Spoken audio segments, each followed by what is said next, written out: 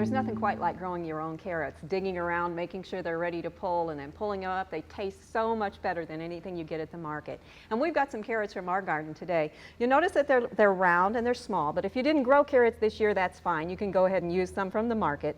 What we're going to do on these is we want to make sure that we remove all of the stem part of the carrot, because it's going to withdraw nutrients and make the carrot less nutritious and lower its quality. So before you get them into storage, we make sure that you cut off the stem ends as well as the root. If you have little whiskers of roots, you can pull those off or leave those on, and then make sure that you scrub them well. Now, with carrots this size, a scrub brush is a little bit harder to use. You can use the technique I use with radishes, which is to put 2 or 3 of them in your hand and roll them, and that way they rub against each other, and that gets a lot of the dirt off too, and then you can come back to get some of the smaller tidbits. If you find carrots like this is not one that you want to eat. That is too far split, and you'll never be able to get all the dirt, which of course will harbor some different kinds of bacteria in there as well. So this is one that you're going to have to put into the compost or share with the creatures in your garden if you're trying to keep them away from the stuff that you want. We do have a couple of other varieties of carrots here. This would be a longer version. Either kind will work, because what we're going to do with these is carrot and sugar snap pea salad. And I've scrubbed the carrots well, and I've left the peel on because we're not going to cook them a long time. If you're going to cook carrots for a long time, you really need to take the peel off, because it gets a darker color and it starts to fall off on its own, and it doesn't look good. So we're going to keep the peel on, keep a little bit more nutrients in it that way. I've taken the tops off, sliced them well, and then I'm going to blanch them, which means just a real short cook.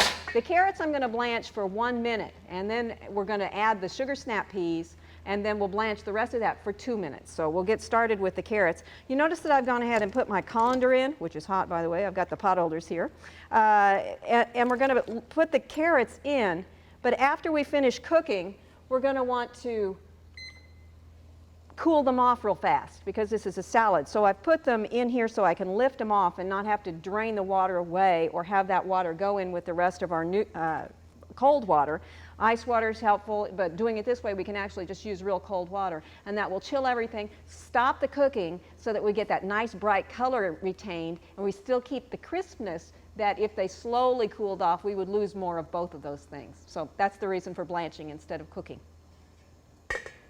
Okay, once your time is over, then you need to get them directly into the cold water. Hold a pan lid under it if you're going to be walking very far, and then you can just set the colander in and swish it around. And that way you won't have to fish them out of the water later on. But you do need to stir them if you do this, or swish them around a little bit in order to make sure that the ones in the center cool down quickly too. Another thing you could do at this point would be just lay some ice over the top. Now we're going to drain those off as well real quick here. And while those are draining, we'll make the dressing for this. We have a tablespoon of light soy sauce and a half a teaspoon of sesame oil.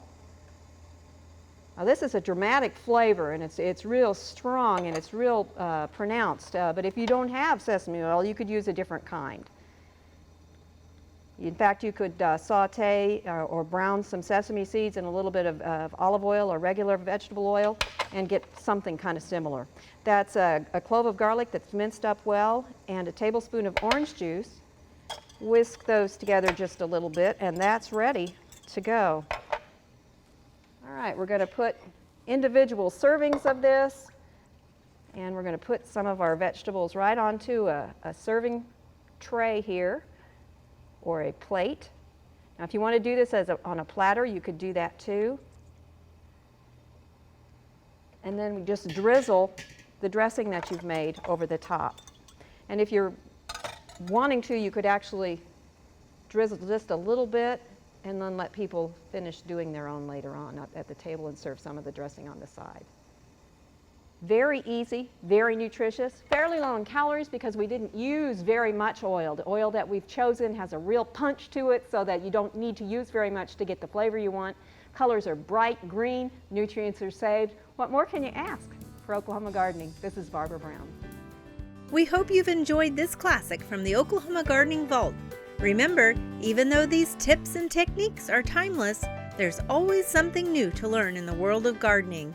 By subscribing to both Oklahoma Gardening and OK Gardening Classics, you'll have access to a wealth of gardening knowledge, both classic and contemporary.